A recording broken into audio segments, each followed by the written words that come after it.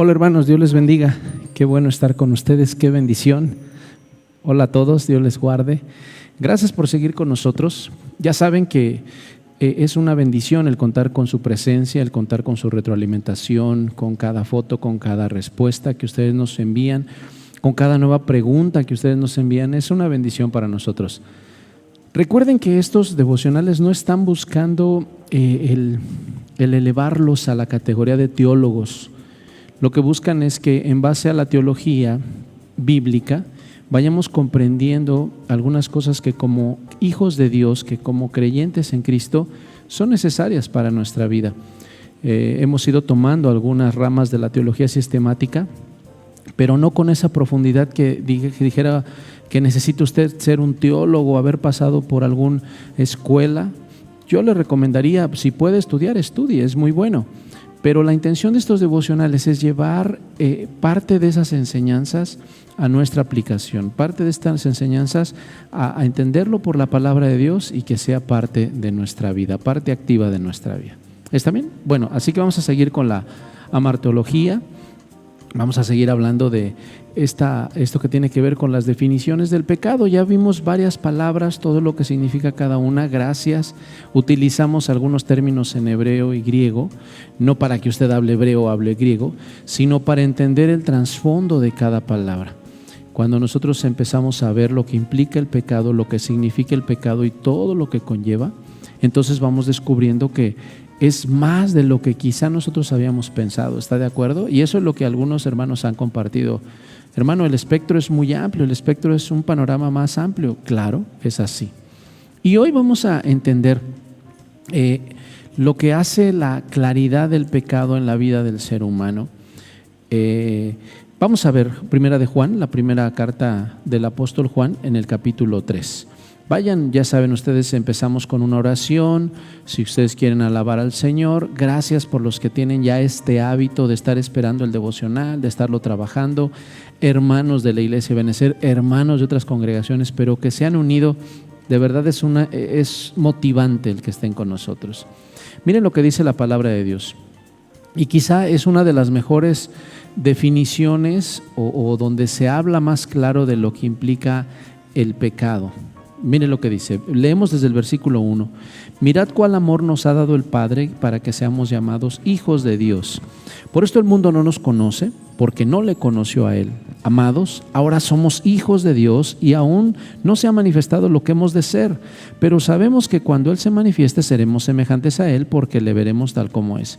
Y todo aquel que tiene esta esperanza en Él se purifica a sí mismo, así como Él es puro. Es interesante que cuando usted y yo tenemos la esperanza en Cristo, el nuevo nacimiento, nuestra vida se convierte en la obra de Dios en nosotros y la respuesta de nosotros a la obra de Dios por medio del Espíritu Santo, obviamente.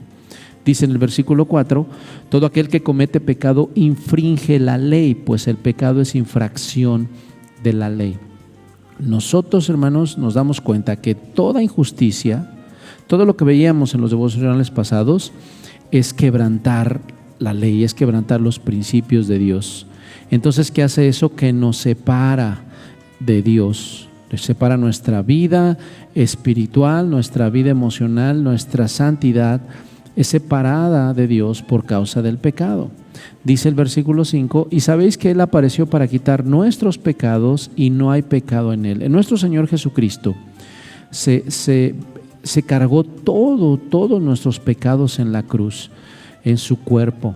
Por eso Él tuvo que morir, por eso Él tuvo que, todo su ser, su sangre derramada, tuvo que ser así por amor de nosotros, para que su sangre nos limpie de todo pecado. No hay otra forma de quitar el pecado en nosotros más que por medio de la sangre de Jesucristo.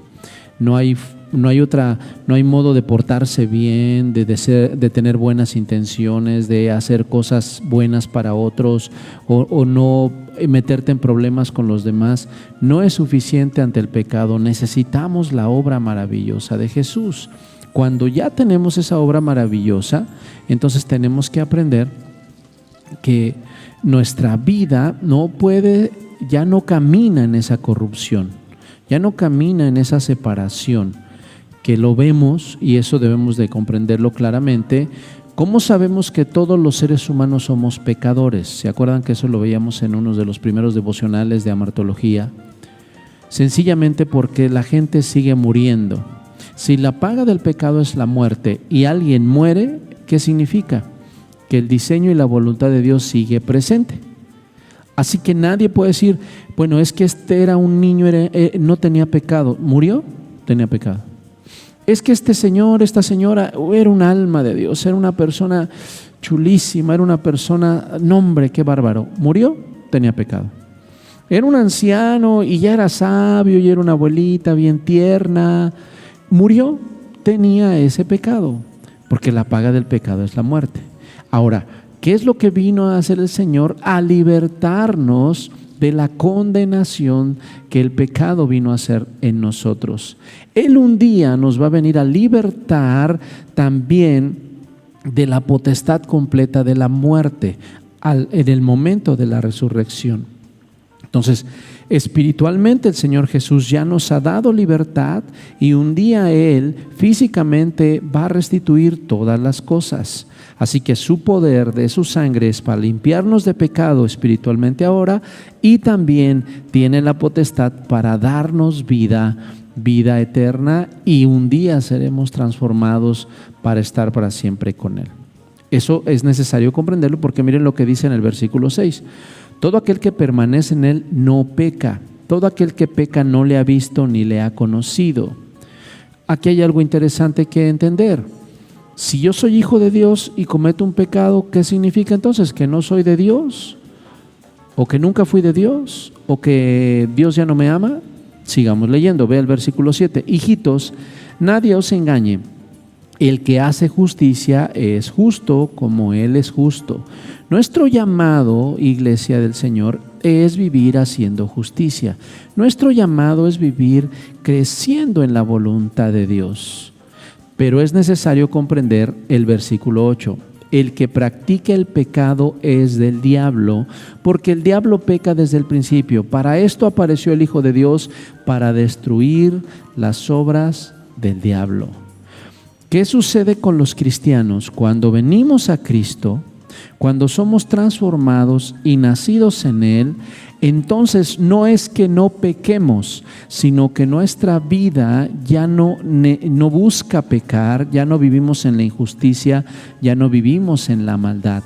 Estamos caminando en su voluntad, estamos caminando en el nacimiento de Dios, en que queremos vivir en la justicia de Dios. Vamos aprendiendo, y entre más vamos comprendiendo la palabra de Dios, entre más Dios está haciendo obra en nosotros por medio de su Espíritu Santo, la santificación, que es decir, apartarnos para Dios, ser exclusivos de Dios, nos va llevando a no errar al blanco. ¿Ok? Así que bueno, vamos a ir terminando y concluyendo el devocional del día de hoy. Esperemos que usted lo esté disfrutando, que usted esté saboreando cada porción, cada parte de la Biblia que nosotros compartimos, y que esa razón de la palabra de Dios. Y por favor, compártanos usted. Primer pregunta: si Dios es puro, ¿qué tienen que hacer sus hijos? Si Dios es puro, ¿qué tienen que hacer sus hijos? ¿Ok? Ahora, la segunda, por favor: ¿puede un cristiano pecar? Explique sí, no y por qué. ¿Ok? Y la tercera, ¿qué significa entonces el no practicar el pecado? ¿Qué significa no practicar el pecado? ¿Está bien? Bueno, trabájenlo por favor, vamos a echarle muchas ganas. Saludos a sus familias, sigamos orando, se les ama y no dejen de hacer sus devocionales. Nos vemos en el próximo. Que Dios les bendiga.